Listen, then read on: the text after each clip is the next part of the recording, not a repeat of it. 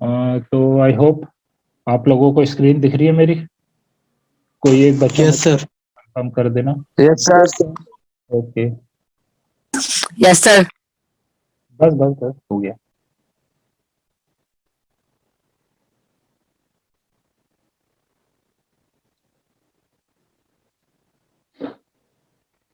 तो जैसा कि मैं बता रहा था, स्पोर्ट्स ट्रेनिंग की जो परिभाषा है वो यहाँ पर परिभाषा दी हुई है। Sports training is the basic form of preparation of sportsman. Matveyev बहुत अच्छे स्पोर्ट्स साइंटिस्ट रहे हैं, इन्होंने ये परिभाषा दी है। और सबसे सिंपल और सबसे आसान और सबसे इफेक्टिव परिभाषा है ये। बेटा ये स्क्रीन पे लिखना मत, इसको इसको इरेज करो जिसने भी ये किया है। मुझे मालूम है तुम ये चीजें टेस्ट करके देखोगे, ये ऐसी चीजें होती है, कैसे होती है, क्या हो रहा है। तुम्हें अभी क्लासेज तुम्हारी कम लगी होगी ऑनलाइन। इसको इरेज करो बेटा जिसने भी किया ये।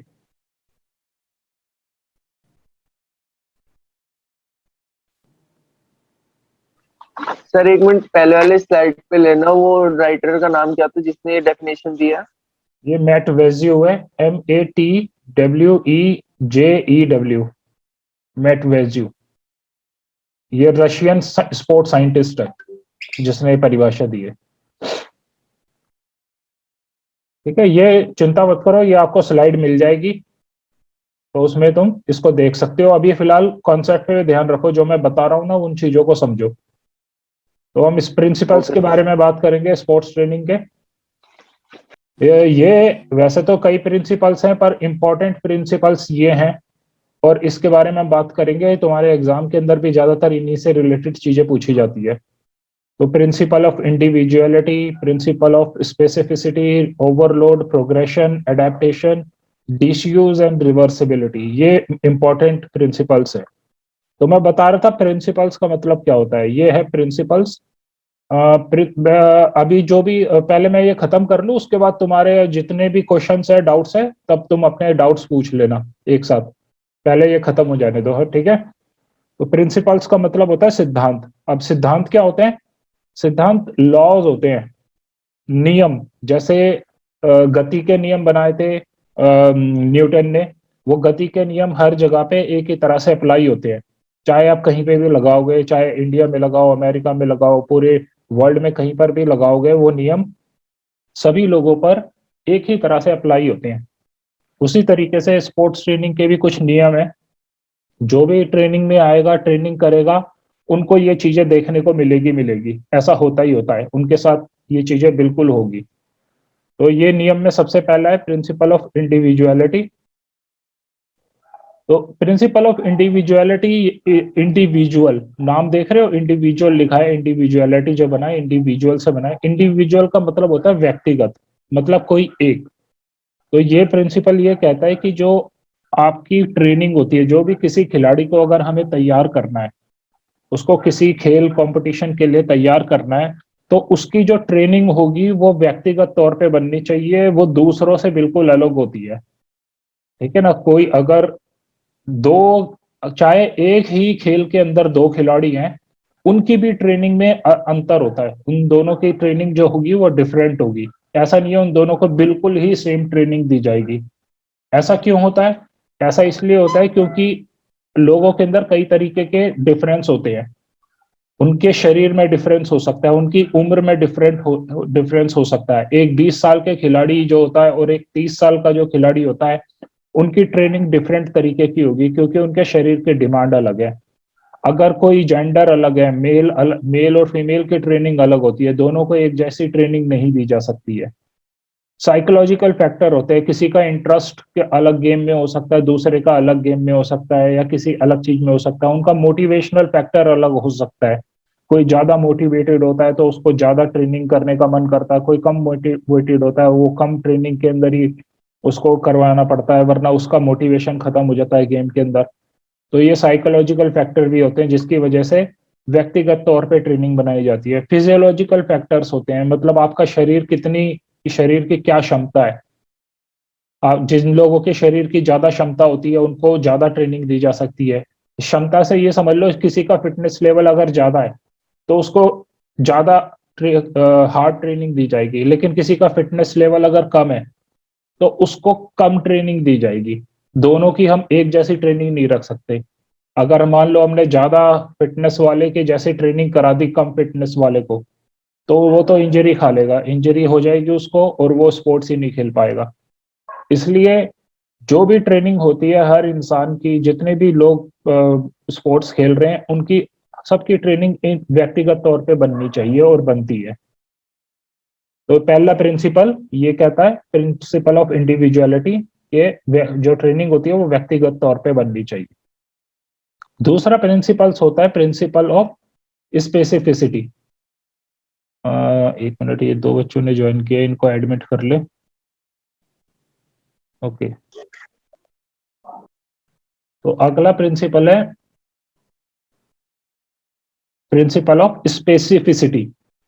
स्पेसिफिसिटी का मतलब ये होता है कि किसी पर्टिकुलर स्पोर्ट्स के अंदर जिस तरीके की ट्रेनिंग होती है वो जरूरी नहीं है कि वैसे ही ट्रेनिंग दूसरे स्पोर्ट्स में भी हो। हर एक स्पोर्ट्स की अपनी स्पेसिफिक रिक्वायरमेंट है। तो स्पेसिफिसिटी का वर्ड कहां से आया? स्पेसिफिक से। स्पेसिफिक का मतलब अलग, एक अलग तरीके की चीज स्पेसिफिक हो किसी पर्टिकुलर स्पोर्ट्स के लिए। तो हर स्पोर्ट्स की एक अपनी रिक्वायरमेंट होती है। उस स्पोर्ट्स में अगर आपको एक्सेल करना है, उस स्पोर्ट्स में आपको बहुत आगे निकलना है, तो उसकी एक अलग तरीके की रिक्वायरमेंट होती है। वो रिक्वायरमेंट जो होती है वो अलग अलग चीजों पे बेस्ड होती है। अभी थोड़ी देर पहले मैंने एक एग्जांपल लिया था, एक मैराथन रनर है और एक जो वेट लिफ्टर है, उन दोनों की अलग अलग रिक्वायरमेंट है। मैराथन रनर जो होगा उसको उसको स्टेमिना चाहिए बहुत ज्यादा, उसे रनिंग करनी है, स्टेमिना बहुत ज्यादा चाहिए उसके अंदर, इसलिए उसको जो रनिंग उसकी जो ट्रेनिंग होगी वो रनिंग पे बेस्ड होगी। लेकिन जो वेट लिफ्टर होगा उसे तो वजन उठाना है, उसे तो ताकत चाहिए, ज्यादा स्टेमिना नहीं चाहिए वेट लिफ्टर को। तो वेट लिफ्टर की जो ट्रेनिंग होगी वो मेनली ताकत के वाले ट्रेनिंग पर बेस्ड होगी। तो ये स्पेसिफिक रिक्वायरमेंट होती है हर खेल की। तो उम्मीद कर रहा हूँ ये चीज भी समझ में आ गई होगी। हर ये जो नियम है, लॉ लॉ ऑफ स्पेसिफिसिटी। अब नेक्स्ट पे हम आते हैं। नेक्स्ट जो हमारा प्रिंसिपल है वो है प्रिंसिपल ऑफ ओवरलोड। ये प्रिंसिपल बहुत इंपॉर्टेंट है। ये सिद्धांत जो है ये बड़ा इंपॉर्टेंट सिद्धांत है ट्रेनिंग के अंदर। जिसको भी अपनी परफॉर्मेंस को ऊपर उठाना है उसको ओवरलोड ओवरलोड के बारे में बहुत जरूरी है चीज समझना, कि फिटनेस आया आपकी परफॉर्मेंस ऊपर कैसे उठती है। इस चीज को समझो आप कि जब भी आपके खेल के अंदर आगे बढ़ना है तो आपका जो करंट फिटनेस लेवल होता है, आपको ट्रेनिंग जो करनी होती है उससे थोड़ी सी ज्यादा करनी होती है। आपके जितनी फिटनेस है, आप जितना दौड़ सकते हो, मान लेते हैं रनिंग का एग्जांपल लेते हैं, मान लेते हैं आप 10 किलोमीटर दौड़ सकते हो, लेकिन आपको मैराथन भागना है। मैराथन के अंदर हाफ मैराथन भी 21 किलोमीटर की होती है। अब 10 किलोमीटर से तो 21 किलोमीटर की रेस कंप्लीट होगी नहीं। तो आपको अगर इम्प्रूव करना है, मैराथन में दौड़ना है, तो मैराथन में दौड़ने के लिए आपको उस 10 किलोमीटर को धीरे धीरे बढ़ाना पड़ेगा। अब 10 किलोमीटर में आप थक जाते हो, लेकिन जब तक आप कोशिश नहीं करोगे 10 से 11 करने की, तो आपकी इंप्रूवमेंट होगी ही नहीं। प्रिंसिपल ऑफ ओवरलोड यही कहता है, जितनी आपकी कैपेसिटी है उससे आपको थोड़ा सा एक्स्ट्रा करना होता है आगे बढ़ने के लिए, आपको इंप्रूवमेंट करने के लिए। आप जब ऊपर इंप्रूवमेंट करते हो तभी कर पाओगे जब आपके पास जब आप थोड़ा सा एक्स्ट्रा करोगे। ओवरलोड का मतलब है थोड़ा सा एक्स्ट्रा करना। लेकिन प्रॉब्लम ये होती है कि कई बार लोगों को पता ही नहीं होता कितना ज्यादा एक्स्ट्रा करना है ना। कई बार ओवरलोड करने के कोई ज्यादा मोटिवेटेड है, कोई ज्यादा किसी ने मूवी देख ली भाग मिल्खा भाग, या फिर किसी चीज से हर्ट है और वो ज्यादा ट्रेनिंग करने लग जाएगा, तो वो ओवरलोड से ऊपर पहुंच जाएगा, क्रिटिकल लोड पे पहुंच जाएगा, और वो लोड जो होता है वो आपकी परफॉर्मेंस को खराब कर देता है। ओवरलोड करने पे मतलब क्रिटिकल लोड करने पे आपको फिट इंजरी हो सकती है, आपकी फिटनेस खराब हो सकती है। तो जितनी रिक्वायरमेंट है, जितनी आपकी करंट फिटनेस है उससे थोड़ा आगे बढ़ाना, थोड़ा सा एक्स्ट्रा करना, प्रिंसिपल ऑफ ओवरलोड कहलाता है। ठीक है, इसको हम समझते हैं आगे। प्रिंसिपल ऑफ ओवरलोड को, प्रिंसिपल ऑफ ओवरलोड, जो ओवरलोड होता है उसको ओवर मतलब बढ़ाने के कई तरीके होते हैं। प्रिंसिपल जो ओवरलोड का प्रिंसिपल है वो ये कह रहा है कि आप जो जितना आपका फिटनेस लेवल है 10 किलोमीटर है, आप रनिंग कर रहे हो, तो 10 किलोमीटर से आप उसको थोड़ा सा बढ़ाओगे, ग्रेजुअली धीरे धीरे बढ़ाओगे। जैसे 10 किलोमीटर से 11 किलोमीटर की कोशिश करोगे, या फिर अलग अलग तरीके के होते हैं, जैसे टाइप्स ऑफ ट्रेनिंग किस तरीके की कर रहे हो, types of exercise. General exercises जो होती है उसका लोड कम होता है, स्पेसिफिक का थोड़ा ज्यादा होता है, कॉम्पिटिटिव का और ज्यादा होता है। ये देख रहे हो स्लाइड के अंदर जो लिखे हुए हैं types of exercise. Sir competitive exercise कौन सी होती है? कौन सी? कॉम्पिटिटिव? कॉम्पिटिटिव कॉम्पिटिटिव एक्सरसाइजेज वो होती है जो बिल्कुल कंपटीशन में की जाती है। जैसे मान लो आपको 400 मीटर की रेस दौड़नी है, और आप 400 मीटर की ही रेस दौड़ रहे हो ट्रैक पे ट्रेनिंग के दौरान, तो वो कॉम्पिटिटिव एक्सरसाइज कहलाती है। लेकिन 400 मीटर वाला कई बार लॉन्ग डिस्टेंस रनिंग भी करता है, धीरे धीरे जॉगिंग कर रहा है, तो वो एक जनरल एक्सरसाइज होती है। ठीक है ना? तो जनरल एक्सरसाइज का लोड कम होता है, कॉम्पिटिटिव का ज्यादा होता है। जो भी आपका कंपटीशन है, स्पेसिफिक कंपटीशन है जिसमें आप पार्टिसिपेट करना चाहते हो, और आप बिल्कुल वैसे ही ट्रेनिंग कर रहे हो, वही चीज कर रहे हो, ग्राउंड में प्रैक्टिस कर रहे हो, तो वो कॉम्पिटिटिव एक्सरसाइज कहलाती है। इंटेंसिटी ऑफ लोड होता है, मतलब लोड के अंदर किसी आप रनिंग को कितना तेज कर रहे हो। कोई 10 किलोमीटर पर आवर की स्पीड से रनिंग कर रहा है, कोई 5 किलोमीटर के पर आवर की स्पीड से रनिंग कर रहा है, तो जिसकी इंटेंसिटी ज्यादा होगी वो ज्यादा लोड को दिखाती है, जिसकी इंटेंसिटी कम होगी वो कम लोड को दिखाती है। जो यहाँ पे डेंसिटी लिखा हुआ है, डेंसिटी का मतलब होता है रेस्ट। मान लो आपने जिम के अंदर वेट उठा रहे हो, आप जिम के अंदर वेट उठाते हो, आपने 10 किलो के वेट को 10 रेपिटेशन किए, और उसके बाद वेट को नीचे रख दिया, अब आप रेस्ट ले रहे हो, वो रेस्ट जो पीरियड होता है उसे डेंसिटी कहा जाता है। तो डेंसिटी अगर आप ज्यादा करोगे तो लोड कम हो जाएगा, मतलब आप रेस्ट अगर ज्यादा लोगे, दो सेट के सॉरी 2 सेट के बीच में अगर आप रेस्ट लेते हो ज्यादा, तो आपका लोड कम हो जाता है। लेकिन अगर आप 2 सेट के बीच में रेस्ट कम लेते हो तो आपका लोड ज्यादा हो जाता है। तो इस चीज का भी, इसको भी हम अच्छे तरीके से करेंगे और अच्छे से समझाऊंगा। वैसे तो यहाँ पे फिलहाल तुम थोड़ा सा अपना कॉन्सेप्ट क्लियर कर लो इस चीज पे। वॉल्यूम ऑफ लोड, कि टोटल आपने कितना वर्कआउट किया। मान लो जिम के अंदर तुम जाते हो और तुमने पहले डंबल उठाए, डंबल से तुमने 10 किलो के डंबल से 10-10 रेपिटेशन के 3 सेट किए। उसके बाद तुमने एक बारबेल उठाई, बारबेल से तुमने कर्ल किया, उसमें भी तुमने 10 किलो का वेट उठा के 20-20 रेपिटेशन के 3 सेट किए। तो एक एक दिन के अंदर जिम में जाके तुमने टोटल कितना वेट उठाया, ये वॉल्यूम होता है, वॉल्यूम ऑफ लोड, कि कितना तुमने वॉल्यूम उठाया है टोटल। या तो फ्रीक्वेंसी होगी, जैसे अगर तुम वेट उठा रहे हो तो उसमें क्या देखा जाता है, रिपीटिशन देखा जाता है, उसे कहते हैं फ्रीक्वेंसी। और ड्यूरेशन जो लिखा हुआ है, ड्यूरेशन जो होती है वो रनिंग इवेंट्स के अंदर होता है। जब अगर हम दौड़ रहे हैं तो उसमें ड्यूरेशन देखा जाता है कि कितनी देर तक दौड़ा। ठीक है, तो लोड का टोटल वॉल्यूम इस बात पे डिपेंड करता है कि आपने टोटल वर्क कितना किया है। इसके बाद मूवमेंट क्वालिटी, दो तरीके की मूवमेंट क्वालिटी होती है, सिंपल मूवमेंट क्वालिटी होती है और कॉम्प्लेक्स। सिंपल जब हम करते हैं तो उसका लोड कम होता है, कॉम्प्लेक्स का लोड ज्यादा होता है। इसका एक छोटा सा एग्जांपल बताता हूं मैं। अगर मान लो तुम जॉगिंग कर रहे हो, सिंपल जॉगिंग कर रहे हो, वो एक सिंपल एक्सरसाइज है। लेकिन अगर तुम पंजों पे रनिंग कर रहे हो, अपने टोज पे रनिंग कर रहे हो, तो उसे कॉम्प्लेक्स एक्सरसाइज कहते हैं। ठीक है, तो कॉम्प्लेक्स एक्सरसाइज कर रहे हो तो उसका लोड ज्यादा हो जाता है, सिंपल का लोड कम होता है। तो इन चीजों से हम अपने लोड को कंट्रोल करते हैं, रेगुलेट करते हैं। अगर हम किसी को ट्रेनिंग करा रहे हैं और किसी को देखते हैं हम कि हमें क्या है, उसके जो करंट फिटनेस लेवल है उससे थोड़ा सा ज्यादा लोड देना है, लेकिन बहुत ज्यादा भी नहीं देना है, तो थोड़ा सा लोड ज्यादा देने के लिए हमारे पास क्या क्या तरीके होते हैं, ये तरीके होते हैं।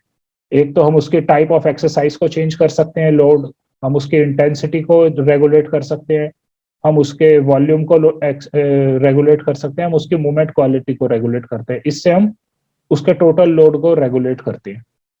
तो इसके बाद नेक्स्ट प्रिंसिपल पे चलते हैं, प्रिंसिपल ऑफ प्रोग्रेशन। ये बड़ा इंपॉर्टेंट है। अभी तुमने जो लोड समझा उसको तुम आगे समझोगे अब इसमें प्रोग्रेशन में क्या होता है। तो प्रिंसिपल ऑफ प्रोग्रेशन ये कहता है कि अगर तुम्हें अपने फिटनेस को या अपनी स्पोर्ट्स परफॉर्मेंस को ऊपर उठाना है तो तुम्हें प्रोग्रेस करने के लिए किस तरीके से प्रोग्रेस कर सकते हो। हमारे पास दो दो तरीके होते हैं प्रोग्रेस करने के। एक तो लीनियर मेथड है, दूसरा स्टेप मेथड है। स्टेप मेथड से मैं बताता हूँ। स्टेप मेथड में देख रहे हो ये यहाँ पर ये सीढ़ियां सी बनी हुई है। ये सीढ़ियां ये दिखा रही है कि तुम जो ट्रेनिंग कर रहे हो, मान लो तुम्हें अभी एग्जांपल लिया हमने, 10 किलोमीटर तुम्हारा फिटनेस लेवल है, 10 किलोमीटर तक दौड़ रहे हो, तुम्हें मैराथन भागना है। तो तुम्हें मैंने कहा कि भाई अब 11 किलोमीटर की कोशिश करो, 11 किलोमीटर दौड़ने की कोशिश करो। अब ये जो 11 किलोमीटर है तुम्हें थोड़े टाइम तक इसको मेंटेन रखना है, थोड़े टाइम तक, जैसे मान लो एक हफ्ते तक तुम्हें रोज 11 किलोमीटर दौड़ना है। और जैसे ही तुम एक हफ्ते तक दौड़ोगे और संडे का रेस्ट दोगे तो अब तुम देखोगे कि अगले हफ्ते से तुम थोड़ा सा और इम्प्रूव कर सकते हो। मतलब 11 अब तुम्हारे लिए नॉर्मल है दौड़ना।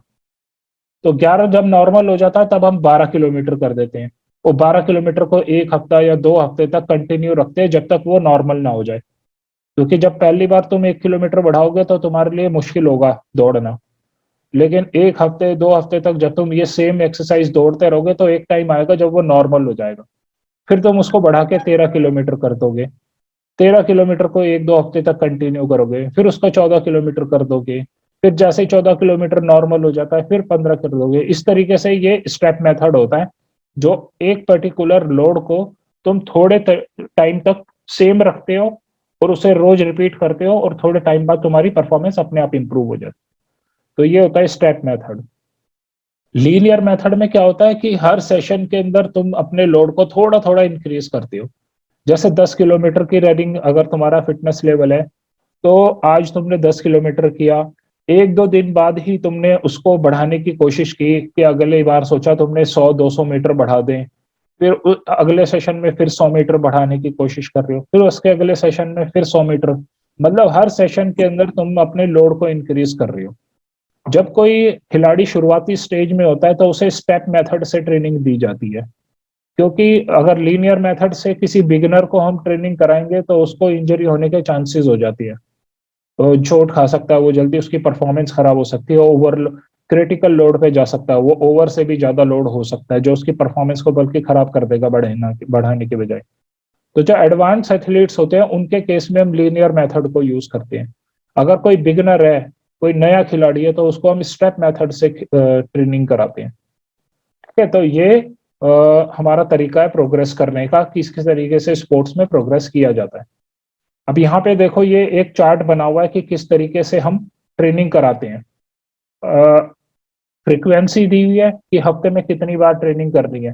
तो पहले हफ्ते में 2 दिन ट्रेनिंग, 2 दिन हमने ट्रेनिंग कराई, दूसरे हफ्ते में 2 दिन कराई, तीसरे हफ्ते से हमने फ्रीक्वेंसी को बढ़ा दिया, 2 की बजाय हफ्ते में 3 दिन ट्रेनिंग करेगा वो। ठीक है, चौथे हफ्ते में भी 3 दिन ट्रेनिंग करेगा, पांचवें हफ्ते से 4 दिन ट्रेनिंग करेगा, छठे हफ्ते से भी 4 दिन। इंटेंसिटी कि कितनी तेज दौड़ना है, how hard your exercise will be.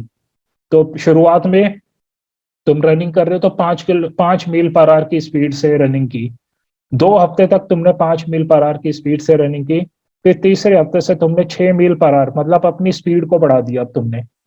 फिर अगले 2 हफ्ते तक तुमने इसको मेंटेन रखा, फिर पांचवें हफ्ते से 7 कर दिया, छठे हफ्ते से 8 कर दिया। तो इस तरीके से ये प्रोग्रेशन दिखा रहे हैं लोग, किस तरीके से हम प्रोग्रेस करते हैं स्पोर्ट्स के अंदर। टाइम दिखा रहा है यहाँ पे कि 20 मिनट, पहले 20 मिनट की ट्रेनिंग कर रहा था, फिर 40 मिनट की, 40 मिनट की, फिर 50 मिनट की। टाइप्स ऑफ एक्सरसाइज, जॉगिंग और साइकिलिंग, जॉगिंग और साइकिलिंग, या तो जॉगिंग करनी है साइकिलिंग करनी है, या तो जॉगिंग करनी है साइकिलिंग करनी है। ये चीज दिखाई हुई है नीचे। तो ये तुम्हें चार्ट देख के पता लग रहा होगा कि किस तरीके से हम ट्रेनिंग बनाते हैं, ट्रेनिंग डिजाइन करते हैं खिलाड़ियों की। ये 6 हफ्ते का ट्रेनिंग प्लान है, 1.5 महीने का ट्रेनिंग प्लान है।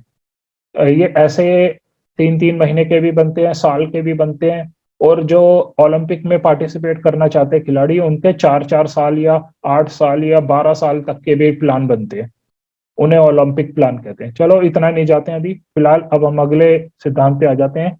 क्योंकि ये पेड वर्जन नहीं है। हाँ जी। सर पेपर में बोलेंगे कि ट्रेनिंग प्लान बनाओ। नहीं, ट्रेनिंग प्लान नहीं आएगा बनाने के लिए, लेकिन तुम्हें इन चीजों के बारे में पूछा जा सकता है, इंटेंसिटी क्या होती है, टाइम क्या होता है, कितनी इंटेंसिटी होनी चाहिए, सिंपल एक्सरसाइज, कॉम्पिटिटिव एक्सरसाइज से रिलेटेड चीजें पूछी जा सकती। बनाने के लिए नहीं आएगा, तुम्हारा ऑब्जेक्टिव टाइप पेपर होगा तो तुम्हें बनाना तो कुछ पड़ेगा ही नहीं ना, जैसे इस बार हुआ था। नो सर, अब तो सब्जेक्टिव है ना। अब देखो कुछ पता नहीं है, हो सकता है सब्जेक्टिव हो सकता है ऑब्जेक्टिव हो। सर सब्जेक्टिव ही होगा, ऑब्जेक्टिव थोड़ी ना होगा। अरे अंडे फूटने से पहले क्यों सोच रहे हो कि मुर्गा निकलेगा या मुर्गी निकलेगी? जब होगा तब देख लेंगे, क्यों? हाँ चलो, सर सही है। प्रिंसिपल ऑफ अडेप्टेशन क्या कहता है? प्रिंसिपल ऑफ अडेप्टेशन ये कहता है कि जब तुम कोई ट्रेनिंग करते हो बेटा, एक चीज क्योंकि ये पेड वर्जन नहीं है जूम का, तो 40 मिनट बाद ये बंद हो जाता है। अगर ये बंद हो जाए तो इसके बाद जो तुम्हारा टाइम टेबल देखा होगा, 12 बजे के आसपास हमारी दोबारा से एक क्लास होगी जिसमें तुम अपने डाउट वगैरह पूछ सकते हो, ठीक है? अगर बंद हो जाता है तो, पर मेरी कोशिश है पूरी प्रेजेंटेशन में खत्म कर लूं ये टाइम खत्म होने से पहले पहले। और सर और आप जो ये दिखा रहे हो ये भेजोगे? हाँ, मैं भेज दूंगा इसमें, ठीक है? अच्छा, जिन बच्चों ने लेट ज्वाइन किया था बच्चे, सब लोग अपनी है ना अटेंडेंस जरूर लिख देना, अपना नाम, क्लास, सेक्शन और रोल नंबर चैट बॉक्स में जरूर डाल देना। चलो अब ध्यान से सुन लो। अडेप्टेशन का मतलब क्या होता है कि कोई भी, जब हम ट्रेनिंग करते हैं, और ट्रेनिंग जैसे मैंने अभी बताया 10 किलोमीटर से हमें बढ़ाना है, हम 11 किलोमीटर रनिंग कर रहे हैं और 11 किलोमीटर को हमने एक हफ्ते तक, ओके। अडेप्टेशन के बारे में बात करते हैं। जो अडेप्टेशन का सिद्धांत है वो ये कहता है कि जब भी तुम ट्रेनिंग करते हो और तुमने अपना लोड बढ़ाया परफॉर्मेंस को बढ़ाने के लिए, मान लो 10 किलोमीटर से तुमने 11 किलोमीटर कर दिया, अब उसे तुम रोज कर रहे हो, तो जो हमारा शरीर का एक ऑटोमेटिक मैकेनिज्म होता है वो क्या करता है, उस 11 किलोमीटर को तुम्हारे लिए नॉर्मल बना देता है। अब तुम उसको आराम से कर सकते हो। एक टाइम ऐसा आता है जब तुम रोज किसी काम को करते रहते हो, तो वो तुम्हारे लिए एक नॉर्मल चीज बन जाती है। उसे कहते हैं आपकी बॉडी अडेप्ट हो गई, अडेप्टेशन हो गई है। जैसे एक जिम में शुरुआत करता है जब कोई खिलाड़ी, तो उसकी बॉडी पतली होती है, लेकिन वो जब रोज जिम करता रहता है और वेट उठाता रहता है, तो उसकी एक इस तरीके से शरीर हो जाता है, उसके शरीर में बदलाव आ जाता है। ये जो बदलाव आता है ना, ये बदलाव इसलिए नहीं आता है क्योंकि हम एक्सरसाइज कर रहे हैं, ये बदलाव इसलिए आता है क्योंकि हमने हमारा रोजाना का एक जो शेड्यूल है, जो हमारा दिन है, हमने उसमें कुछ बदलाव किया। तुम जिम में जाके जब वेट उठा रहे हो तो तुम्हारे रोजाना के दिन में एक बदलाव आ गया, और उस बदलाव के हिसाब से तुम्हारे शरीर ने अपने आप को ढाल लिया। ये होता है हमारे साथ, और ये जो हमारा शरीर ढाल लेता है उस बदलाव के हिसाब से अपने आप को, उसे कहते हैं अडेप्टेशन। अडेप्ट हो गया अब हमारा। बेटा अनास, क्या लिख कर जा रहा है? ये एरो वगैरह बनाया जा रहा है, तेरा नाम लिखा हुआ आ रहा है? हाँ, तो अडेप्टेशन का मतलब तुम समझ रहे हो, तुम अपने जीवन में, अपने शेड्यूल के अंदर कोई बदलाव करते हो, और उस बदलाव के हिसाब से तुम्हारा शरीर अपने आप ढल जाता है। अगर तुम मान लो तुम्हें बॉडी ना भी बनानी हो, लेकिन तुम जिम में जाके वेट उठाना शुरू कर दोगे और प्रोग्रेसिव तरीके से वेट उठाओगे प्रोग्रेशन के साथ, तो तुम्हारा शरीर में अपने आप बदलाव आएंगे। तुम अगर रनिंग कर रहे हो, 100 मीटर स्प्रिंटर की ट्रेनिंग कर रहे हो ना, तो तुम्हारे एब्स अपने आप निकलेंगे, तुम ना भी चाहोगे तो भी निकल जाएंगे। तो हमारा शरीर अडेप्ट कर लेता है किसी पर्टिकुलर सिचुएशन को, और वो, ये जो बदलाव होता है ना, ये जरूरी भी होता है परफॉर्मेंस को ऊपर उठाने के लिए स्पोर्ट्स के अंदर। तो जब भी ट्रेनिंग करोगे तुम्हारे शरीर के अंदर बदलाव जरूर आएगा, लेकिन इसका उल्टा भी होता है। ये जो प्रिंसिपल ऑफ डिसयूज या रिवर्सिबिलिटी है, जिस दिन तुमने ट्रेनिंग करनी छोड़ दी, जिस दिन तुमने उन मसल्स को यूज करना छोड़ दिया, रनिंग करनी छोड़ दी, तो तुम्हारी बॉडी रिवर्स भी हो जाती है। जो शरीर तुमने बनाया था, जो फिटनेस तुमने बनाई थी, जो स्टेमिना तुमने बनाया था, वो वापस उस जगह पे भी आ जाता है। क्योंकि क्या हुआ, क्योंकि तुम मान लो जैसे ट्रेनिंग कर रहे थे, तुमने अपनी बॉडी बनाई, और अगर तुम अचानक से ट्रेनिंग करना बंद कर दोगे, अब तुमने अपने जीवन में कुछ ना कुछ बदलाव किया ना, अपने शेड्यूल में चेंज किया। वो क्या चेंज किया? पहले जो तुम ट्रेनिंग कर रहे थे, अब वो तुम ट्रेनिंग नहीं कर रहे, तो तुम्हारा शरीर भी अपने आप को बदल लेगा। फिर तुम्हारे शरीर के अंदर भी ये बदलाव आ जाएगा। ठीक है, ये होता है, ये प्रिंसिपल होता है प्रिंसिपल ऑफ रिवर्सिबिलिटी। ये अपने आप रिवर्स हो जाता है, अपने आप अपने शरीर को उसी हिसाब से डाल लेता है, हमारे दिन के हिसाब से। तो ये 6 मेन सिद्धांत थे जिसके बारे में हमने बात की। फिर इसमें और भी होते हैं, पर ये इंपॉर्टेंट है, तुम्हारे जो एग्जाम के अंदर इससे रिलेटेड क्वेश्चंस आ जाते हैं, कॉमनली आ जाते हैं। इन चीजों के बारे में तो खैर तब अब तुम्हें पता है। आज का टाइम खत्म हो गया है। 12 बजे हमारी दोबारा से एक 10-15 मिनट की क्लास होगी। उसके अंदर किसी को कोई डाउट है, कुछ पूछना हो तो पूछ लेना। 10 मिनट का तुम्हारा ब्रेक है। उसके बाद 9 बजे तुम्हारी अगली क्लास होगी। टाइम टेबल में देख लेना, जिसकी भी क्लास है उन टीचर से कांटेक्ट कर लेना। ठीक है, अपने डाउट्स को लिख लेना जरूर। क्लियर है ये चीज अभी तक? चलो, ओके सर, ओके, क्लियर है कैसी थी क्लास? सर। ओके सर, ठीक है सर। अच्छी थी? जाना तो कंपनी ट्रेनिंग करने का मन है? सर स्पोर्ट्स ऑफलाइन से तो ज्यादा अच्छी थी। कौन कौन करना चाहता है? मैं कह रहा हूँ कौन कौन स्पोर्ट्स ट्रेनिंग करना चाहता है? सर मैं करना चाहता हूँ सर। देख लेना बेटा, अगर शुरू तो कर दोगे, लेकिन जिस दिन बंद करोगे ना तो तुम्हारा शरीर भी वापस ढल जाएगा। ये समझ लो, तुम्हें जिंदगी भर का एक प्रोसेस है। ये नहीं है कि तुम्हें शरीर बनाना है, अपने जीवन का हिस्सा बनाना पड़ता है एक्सरसाइज को, कि अब तुम जब तक जिंदा हो एक्सरसाइज करोगे। Okay sir, okay. चलो, ऑल द बेस्ट।